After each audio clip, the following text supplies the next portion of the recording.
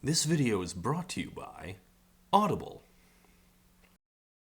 Neil Young did not need Crosby, Stills, and Nash. In 1969, Neil was just a struggling, up-and-coming solo artist when his old buddy Stephen Stills invited him to join Crosby, Stills, and Nash, the hottest new band in America. They were rock's first supergroup, all coming from their own successful bands, and their debut album that year had already made them stars. But when Crosby, Stills, and Nash became Crosby, Stills, Nash and Young, that's when they really blew up. Deja Vu, their second album and first one as a quartet, is still considered some of the greatest classic rock ever made, an era-defining record of peace and love and war and death. By 1970, after just 2 short years, they were the biggest names in music. But the thing about Neil Young is he does whatever the fuck he wants.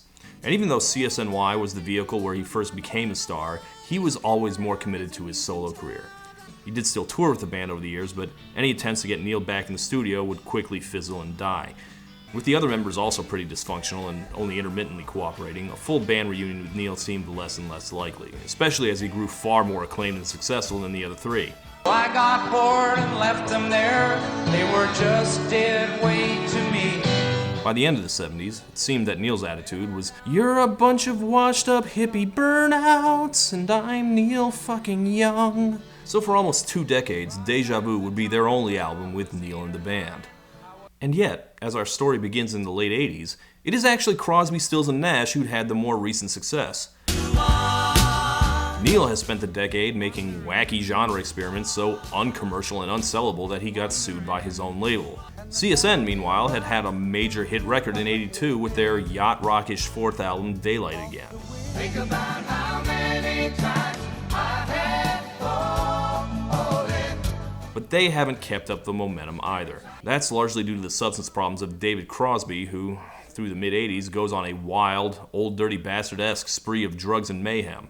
David Crosby, formerly of the group Crosby, Stills, Nash and Young, was arrested by West Palm Beach police. It seemed likely that there would never be another CSNY album, not because Neil was stubborn, but because Crosby would surely be dead. But during Crosby's lowest moments, Neil made a promise to his dear friend. If David could get himself clean, Neil would rejoin the band and make a new record. Amazingly, and with the help of some prison time, Crosby did in fact kick the habit, and Neil was good to his word. Longtime fans rejoiced.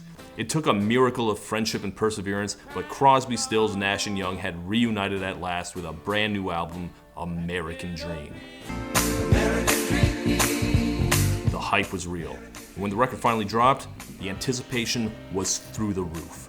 The sales were fantastic, and the reviews were terrible. I'd really rather not discuss it. We really didn't get together. We were just in the same area. It didn't work.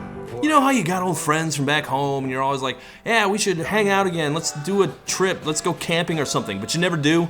There's a reason. Don't know where things went wrong. A lot changes in 20 years, and for CSNY, decades of dysfunction couldn't be put away, so the result was an incoherent, overproduced piece of crap that Neil Young's own biographer called the most wretched album he ever made. Considering the shit Neil was making in the 80s, that is some statement.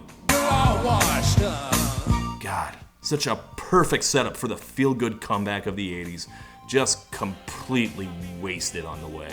The American dream dies, because these fat old hippies killed it. This is Train Records.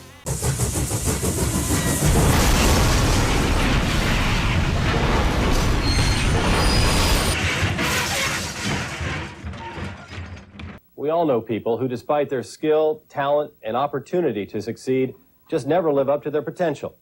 They are their own worst enemies. Crosby, Stills, and Nash are exactly that. When you ask any fan what made Crosby, Stills, and Nash such a great band, always the first thing mentioned is the harmonies. Lay your body. Which is ironic, because CSN were always a very disharmonious band. And I'll call my partner in and trash the out of you. Now get your guitar on and stop fucking around. And that's assuming you can even call them a band at all. The group is named after all the members because they've always insisted that they are separate solo artists and their work together was always a temporary side project. This is why, after 19 years, the band had only made 4 albums. the rest of their time being spent on separate projects, solo records, failed reunions, excessive drug use, and lots of squabbling, including a zany period where they split into 2 separate duos. So with the band this combative and past their prime, you'd think no one would have cared if they reunited. But you'd be wrong. In fact, the late 80s were a great time to be an over-the-hill rock star. There were boomer icons all over the place, still making big hits and everyone just pretending they were still vital and relevant in their puffy middle age. So you see these guys, they are obviously not young and fresh. Crosby's gone bald, Stills has gotten fat, Nash has grown this truly heinous mullet. Like, you know, the 40-something sports coat and sunglasses mullet that's all poofy on top. Ugh, terrible. Well, even so, believe it or not, they are still very much a viable commercial proposition, especially with Neil back in the band. Neil's return was the entire selling point of the album, and he's a famously fickle man. He once abandoned Stills in the middle of a tour by quitting on the spot and disappearing. So Neil called the shots for this record. They made it with his people at his place because everyone knew Neil could and would tank the entire project if he got annoyed, frustrated, or bored. So why don't we look at his songs first? Here we begin with the album opener, title track, and first single, American Dream. Truly, this will launch CSNY's triumphant return.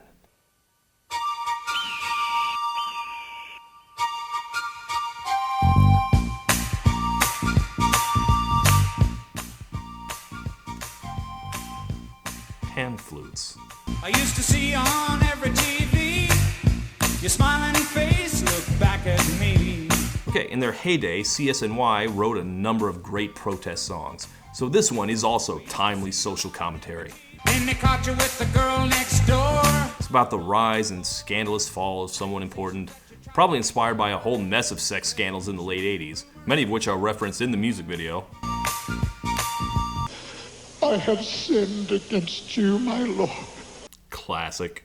So Young is writing about all these famous falls as commentary on America. Don't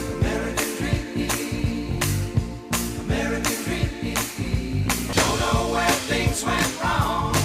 Might have been when you were young and strong. So, yeah, this wasn't a hit. I'm not sure why. It's not like the worst thing ever, but it doesn't really work. Okay, first off, I think saying American Dream over and over again is both a weak hook and weak social commentary. I've always kind of had a problem with the way we just stick the word America on everything. Like, maybe not everything that happens in this giant-ass country says something about America. The American Dream is, you know, rising up from poverty. Anyone can make it here. A senator tanking his presidential campaign by cheating on his wife. Like, I'm sure it says something about something, but these famous men being brought down by sex scandals, I don't know, maybe that just represents that they're morons. But that's not my real problem. My problem is that I just don't understand what tone it's going for. Hey guys, I've written a song about how the American dream is a failure and a lie, and I think it should sound like a commercial for a water park. It's Water Country, USA. A year before the reunion, Neil was performing an early version of this song on tour, and the acoustic version sounds much better. Love brought joy, life brought me. The emptiness of money in the name. This version has sharper lyrics and an actual point. It's much sadder and also kind of sounds self-directed. Considering all 4 members were at a career low, turning this song into self-commentary instead of political commentary could have been much more interesting. Instead, it just sounds shallow and smug, and all the political references in the video, it's like it's trying to suggest a point without actually having one. I have no idea why this is the direction they went with it. Again, pan flutes? What do you even know about it, Neil? You're Canadian. Well, anyway, Neil's second song on here is called Name of Love.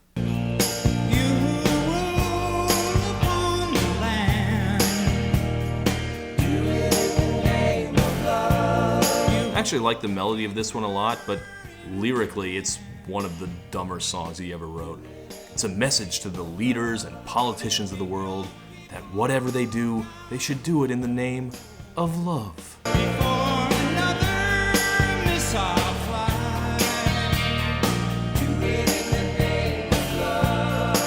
The whole point of Neil being in the band was that he brought a hard, gnarly edge that they didn't have without him. That's what he should be bringing now. Instead, he brings, Can you do it in the name of love? what kind of flower power bullshit is this? Imagine Reagan sitting with the Joint Chiefs of Staff being like, well, gentlemen, before we invade Honduras, I think we should ask, are we doing this in the name of love? What does love even mean in this context? Who does Neil think is listening to this? Midnight, that old clock keeps ticking. And another protest song from him. This one's a little better. It's called This Old House. See, in the mid-'80s, there was a big farm crisis. A lot of small farmers were having their homes repossessed. So Neil wrote this gentle country song about the pain of having the man repossess your house. And I don't want to wake you up when I close the door. Understated but powerful. That's more like the vintage Neil. See, that's good stuff. I like how this rolls.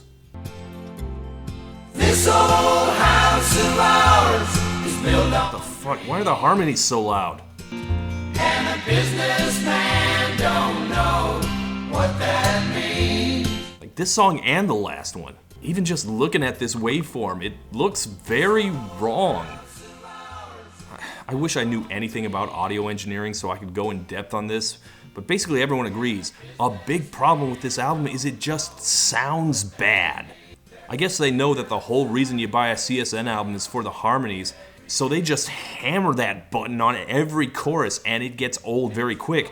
But also they're just mixed wrong or something. They sound artificial and they fill up the entire song like someone's vacuuming the house while you're trying to watch TV. Because of the circumstances, the guys had to let Neil be in charge. But the problem with that is that at the time, Neil was making the worst shit of his life. After his own label sued him, Neil made an attempt to drop the experimental stuff and go mainstream, but the results sounded even more like a failed experiment than ever. This seems like just a very dark time for Neil Young. He seems to have no idea how to deal with the 80s. So many of the production choices on this album are baffling. Neil has at least mostly given up on the synthesizers, but as we'll see, the rest of the band was not that smart. Well, that was Neil. Let us move on from him and go on to Stephen Stills, the engine of the group. A ferociously talented musical dynamo, he played all the instruments on the first album. Unfortunately, with Crosby sober, Stills has now taken up the role of band fuck-up. I like to party, all right? Right. He is drinking all the time, which, can you tell? You know, I really love fine wine and good scotch, and that's the end of that. For some reason, none of the songs he brought to the sessions were done, meaning that Neil had to come in and finish them. But you know, he's here, so we'll give him a listen. Stills' first song on the album is called Got It Made. I tried to set your soul free. Glad that you got it made. And I would say it's the best song on the album. Comes the closest to figuring out a way to make this band fit into the late 80s, which by that I mean it sounds like a late period Fleetwood Mac song. Not the best era of Mac, but certainly worthwhile. The band does hit the everybody harmonize button on the chorus yet again, but yeah, I think this is pretty good. Did get some play on the dad rock stations, is making it the album's biggest hit.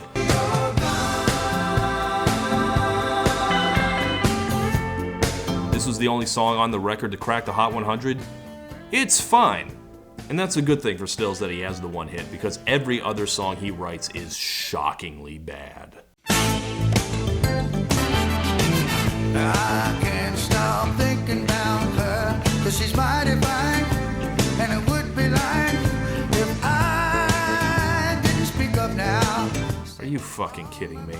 I'm ready to choose that girl. I couldn't refuse that girl. You better not lose that girl. Love that girl, she's so fine.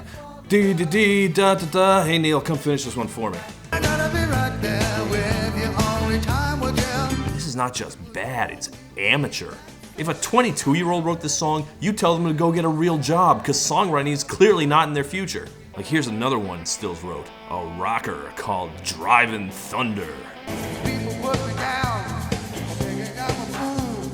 I've got news for them, I ain't never going back.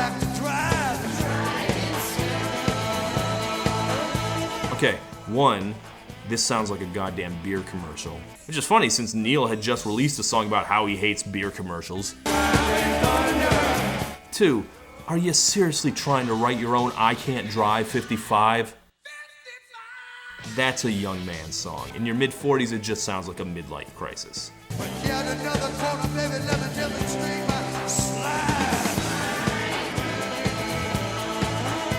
What? CSNY were a bunch of earnest, up-their-ass hippies. They were a lot of things, but ZZ Top they were not.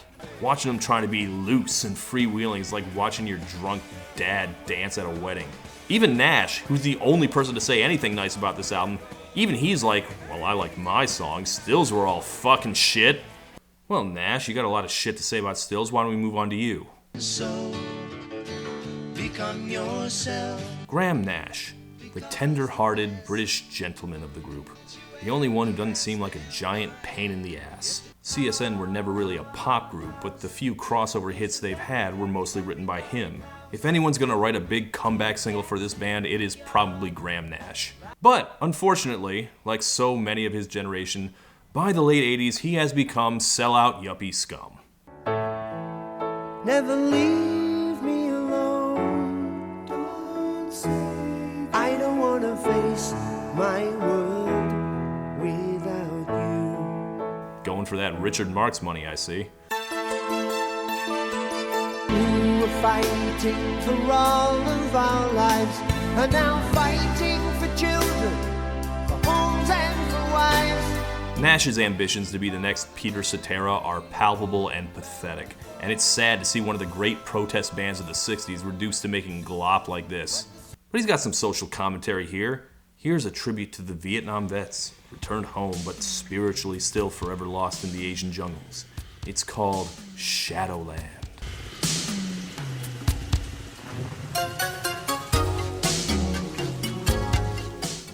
Oh, fuck out of here with this. Behind a nation's blind salute, behind my country 'tis of the shadowland. Honestly, I'd be okay with the if this were like a goofy song like Africa or Turning Japanese, but this is a serious song about Nam. He really thinks he's doing something here, and it's so corny. Package of war, shadowland. People who think the 80s were so great, no, most of it sounded like this. Overproduced slogs of synth by old men. Also, is it just me, or do none of these songs have anything to do with each other? Like, there's a reason I'm separating these songs by band member. None of them sound like they were made by the same people. For all their troubles, the band always sounded like a unit before. But not only are all these songs lame, they're all lame in completely separate ways. When they harmonize, it's like they're only doing it so they can still pretend they're a real band. And finally, we have David Crosby, the ultimate rock and roll survivor. The one with the best narrative, the comeback story of the 80s. Also generally considered the band's weakest songwriter. And he's in terrible health after years of self-abuse, so he spends most of the recording sessions taking a nap, and he only contributes 2 songs, not that I'm complaining. It's a song about finding your way. His most notable contribution is Compass, a song about his years lost to drugs. I have wasted 10 years. From the reviews I've seen, this song is either the best or the worst song on the album. It's either a haunting look at the time he lost to addiction, or it's a meandering, tuneless bore. Seeking north. Well, you know me, I like hooks. If someone thinks this song is great, I won't argue. It didn't do anything for me. But he has another song. He wrote his own protest song, Nighttime for the Generals.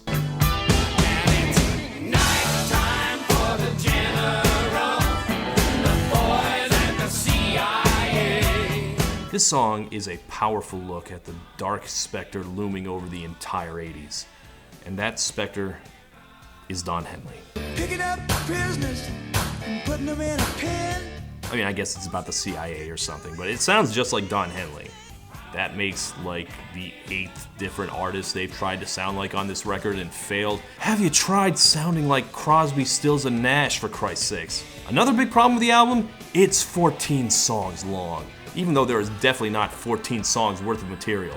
If I had to guess, maybe Neil wanted 4 songs and then everyone else wanted 4 songs also. It's just a slog. So I'm happy to announce that we are at the final song. It's from Stills and it's called Night Song.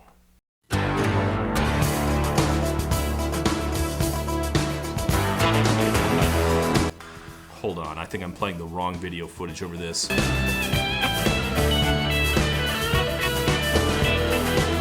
There we go. Like, you can tell none of them even want to make this instantly dated 80s crapola. Like, their voices aren't even blending anymore.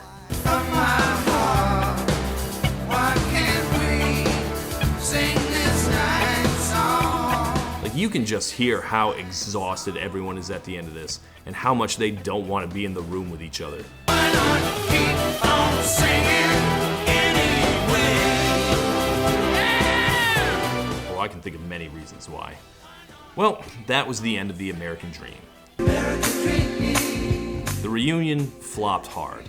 CSNY did a couple benefit concerts, but after that, Neil once again fucked off to Nowheresville, leaving the other 3 holding their dicks. In fact, he didn't even rejoin with them on the album cover, he had to be photoshopped in.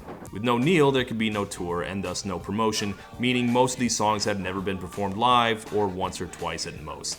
Even with no tour, the album still went platinum, but at least one source I read said that since basically all sales measurements in the 80s were fraudulent, you can take that with a grain of salt. Once the album was done, all 4 members completely forgot about this record and never performed any of these songs ever again. Within a year of completing American Dream, Neil would write some of the best songs of his career and have a major revival. A lot of people speculate that Neil had lost interest in American Dream before it even started and was hoarding all his good material for himself. And he only made the album as a promise to his junkie friend that he probably didn't even expect to survive long enough to call it in. I kind of suspect Neil would have just bailed on the album and gone home if they weren't recording it at his home. Over the next couple of years, he would become a beloved elder statesman to a new generation of alt-rockers. Meanwhile, Crosby, Stills, and Nash just puttered onward as legacy artists for a few decades, sometimes with Neil, but mostly without, before once again breaking up acrimoniously, presumably for the final time. The 4 men have rarely agreed on anything since, except for 2 things. 1, that they would boycott Spotify because they hate Joe Rogan so much, and 2, that American Dream is a piece of shit that shouldn't have been made. But is it really that bad? I would say personally that a couple of the Neil Young albums before this are even worse. And the CSN album right after this, the infamous Hot Dog album, that one might be worse too. But of their records, American Dream is the most unsalvageable. This old house of ours was built on dreams. To be charitable, they're a band that was too honest and real to ever sell out. To be meaner, they were completely unable to modernize their sound. Right after this, a bunch of classic rock legends made their own supergroup that was actually pretty good. So it could have been done, but these guys just never had the discipline to do it. CSN remains such a Nixon-era proposition to me that trying to bring them back just seems stupid. Teach your children well. And especially teach them that records made entirely out of emotional obligation with guys you can't stand anymore don't work. Peace and love, y'all. Take it all away.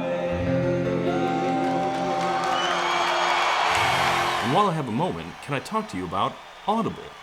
Now, I read a lot of books for the extensive research I do for all these episodes.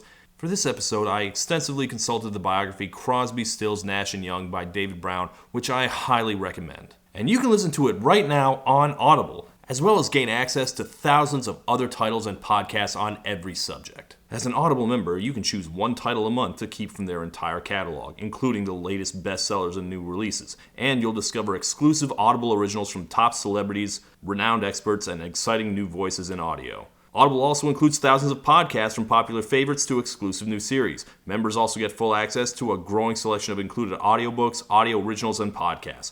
You can download or stream their included titles all you want. The Audible app makes it easy to listen anytime, anywhere. While traveling, working out, walking, doing chores, you decide. To try it out for yourself, visit audible.com/ToddInTheShadows or text Todd in the Shadows to 500-500. Click now. Thank you and good night.